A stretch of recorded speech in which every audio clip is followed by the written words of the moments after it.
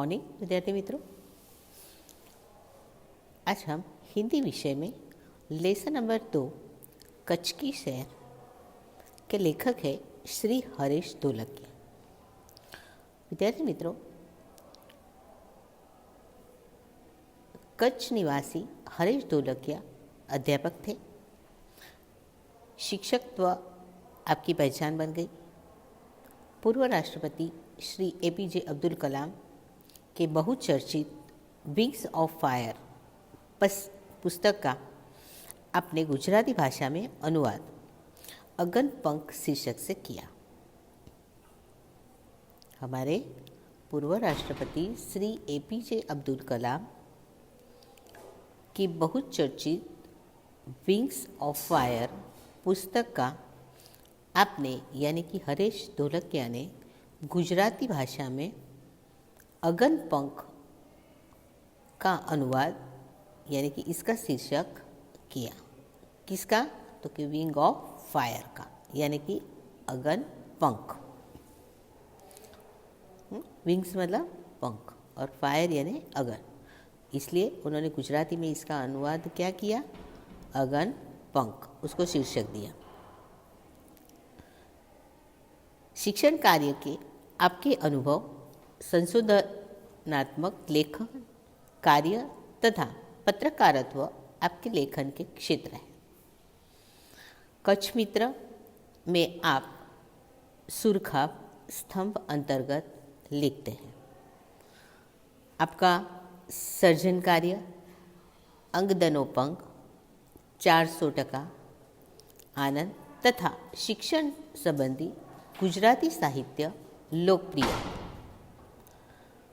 तो विद्यार्थी मित्रों, प्रस्तुत इकाई में आपने कच्छ का परिचय कराने का प्रयास किया, जिसमें कच्छ एवं इर्द गिर्द की दर्शनीय स्थानों का परिचय कराया। या इर्द गिर्द मतलब यहाँ वहाँ के कच्छ के साथ साथ आसपास के दर्शनीय स्थलों का भी उन्होंने परिचय दिया है। इस इकाई में अपनी संस्कृति का आदर, अपनी विरासत का संरक्षण, देश प्रेम आदि मूल्यों को विकसित किया। यहाँ आपकी रचना कच्छ यात्रा का भावानुवाद प्रस्तुत है। तो विद्यार्थी मित्रों, हम आज चलेंगे कच्छ की सैर करने। तो देखिए, श्री हरीश ढोलकिया ने यहाँ पर यात्रा वृत्त के द्वारा हमें चित्र के माध्यम से कच्छ के बारे में बताया है कि कच्छ क्या है, कैसा स्थान है, वहाँ पर हमें क्या क्या देखने को मिलता है, बराबर। तो इस राज्य को दर्शनीय प्रांत भी कहा जाता है। तो देखिए, पेज नंबर 11 पर विशाल भारत में अनेक दर्शनीय प्रांत हैं। सबका अपना अपना महत्व एवं सौंदर्य। गुजरात उनमें से एक अनूठा राज्य है। अनूठा यानी अनोखा, प्रांत यानी राज्य। विशाल भारत में अनेक दर्शनीय प्रांत है यानी कि राज्य। सबका अपना अपना महत्व है और सौंदर्य। गुजरात का एक विशिष्ट जिला है कच्छ, जो गुजरात का अत्यंत रमणीय प्रदेश है। यात्रियों के लिए कच्छ आकर्षण का केंद्र है। इसका पौराणिक महत्व भी कम नहीं। अनेक दर्शनीय स्थलों के वैविध्य के कारण इसे म्यूजियम संग्रहालय कह सकते हैं। तो विद्यार्थी मित्रों, इस पैराग्राफ में हमें क्या बताया है कि गुजरात का एक विशिष्ट जिला कौन सा है? तो कि भाई कच्छ। तो गुजरात का ये अत्यंत रमणीय प्रदेश कहलाता है। क्या कहलाता है? रमणीय। रमणीय यानी बहुत ही सुंदर, मन को भा जाए ऐसा। तो कहा जाता है कि यहाँ पर यानी कि कच्छ में यात्रियों के लिए कच्छ आकर्षण का केंद्र है ना। यात्री यानी कि मुसाफिर जो है वो प्रवासी जो है कच्छ की ओर जाते हैं तो उनके लिए ये आकर्षण बन जाता है, यानी कि उन्हें बहुत ही अच्छा लगता है। आकर्षण मतलब देखकर आकर्षित हो जाना, प्रसन्न हो जाना। इसका पौराणिक महत्व भी कम नहीं। पौराणिक यानी पुराने समय का, तो पौराणिक महत्व भी इसका है। अभी तो है ही, पर पुराने समय में भी इसका महत्व उतना ही था जितना आज है।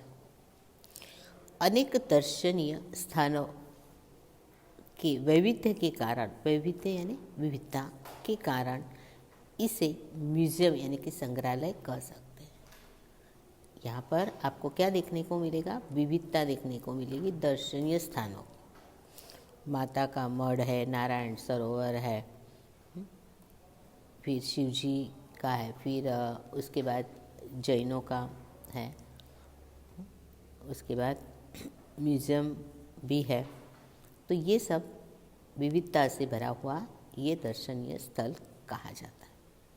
तो आइए अब हम पेज नंबर 12 पर आते हैं। देखिए, आपको ये चित्र बताया गया है। इसमें आपको क्या नज़र आएगा? रेगिस्तान।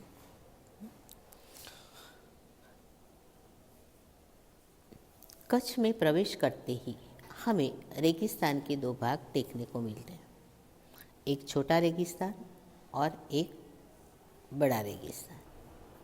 इन दोनों में रेगिस्तान जैसा कोई लक्षण नहीं दिखाई देता, रेत कहीं नज़र नहीं आती, अतः यह अनूठा रेगिस्तान है। अब बच्चों, आपको ये बताएं कि कच्छ में जैसे ही प्रवेश करते हो तो वहाँ पर रेगिस्तान के दो भाग देखने को मिलते हैं। रेगिस्तान मतलब जहाँ पर सिर्फ रेत ही रेत हो, पर ऐसा कहते हैं कि एक छोटा रेगिस्तान है और एक दूसरा बड़ा रेगिस्तान। पर कहा जाता है कि इस रेगिस्तान में रेगिस्तान जैसे कोई लक्षण नहीं है, यानी कि लगता ही नहीं कि यहाँ पर रेत होगी ऐसा। क्यों? क्योंकि यहाँ रेत नज़र नहीं आती, और रेत नज़र नहीं आती है इसलिए ये अनूठा यानी कि अनोखा रेगिस्तान कहलाता है। तो बच्चों, यहाँ पर कभी कभी क्या होता है कि जैसे कि इसे सफ़ेद रण भी कहते हैं। जैसे यहाँ पर पानी बहुत आ जाता है, तो पानी जब वो सूख जाता है और पानी के सूख जाने के बाद जो क्षार है यहाँ पर इकट्ठा हो जाता है। उसके बाद सूर्य की किरणें इस पर पड़ने पर ये रेगिस्तान कैसा हो जाता है? सफ़ेद रेगिस्तान हो जाता है।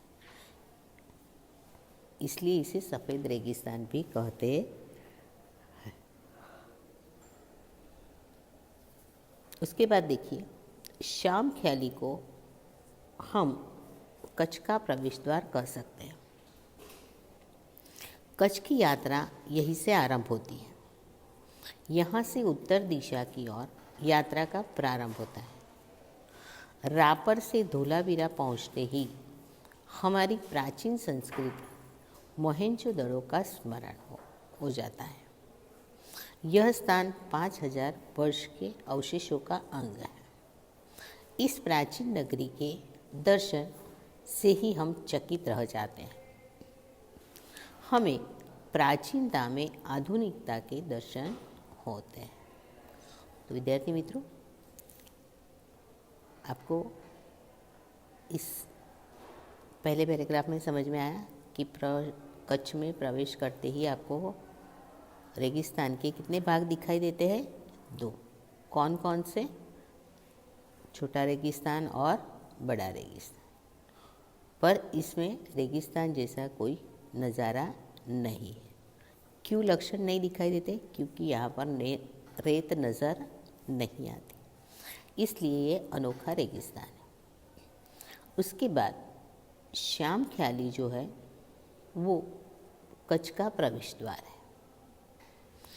श्याम ख्याली से ही कच्छ की प्रवेश यात्रा शुरू होती है, यानी कि यात्रा शुरू होती है। यहाँ से उत्तर दिशा से यात्रा का प्रारंभ होता है। कहते हैं कि रापर से धोलावीरा पहुंचते ही यहाँ पर प्राचीन संस्कृति मोहेंजोदड़ो, आपने नाम सुना होगा, आपने एसएस में पढ़ा होगा कि मोहेंजोदड़ो वो क्या है। इसका स्मरण आपको याद आ जाएगा जब आप जाकर देखोगे तब। यहाँ पर आपको 5000 वर्ष पुराने अवशेष यानी उसके चिन्ह, अवशेषों के अंग है। यह स्थान क्या है? 5000 वर्ष के अवशेषों का अंग है। और इसलिए इस प्राचीन नगरी के दर्शन से ही हम चकित रह जाते हैं। प्राचीन मतलब पहले के ज़माने का, पुराना।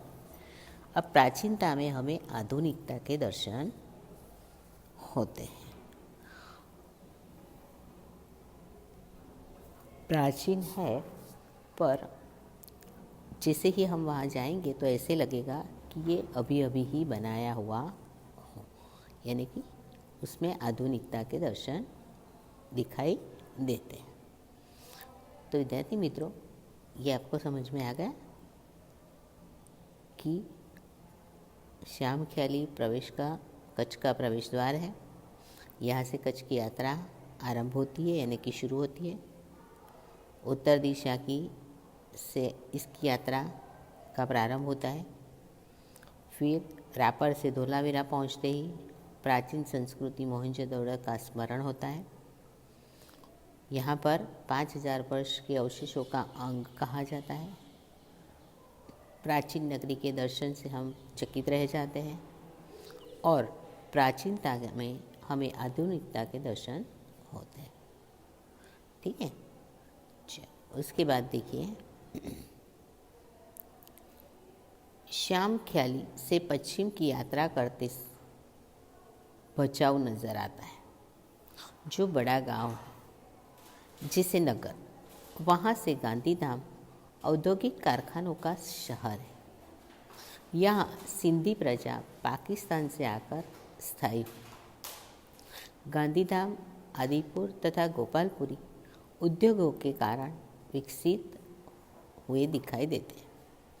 आदिपुर में गांधी स्मृति तथा पास ही कंडला बंदरगाह का बड़ा महत्व है। कंडला का विकास यहाँ की प्रजा के लिए महत्वपूर्ण है। तो विद्यार्थी मित्रों, ये पैराग्राफ हम आपको इसके बाद वाले अंश में समझाएंगे। आपको आगे के 3 पैराग्राफ समझ में आ गए होंगे।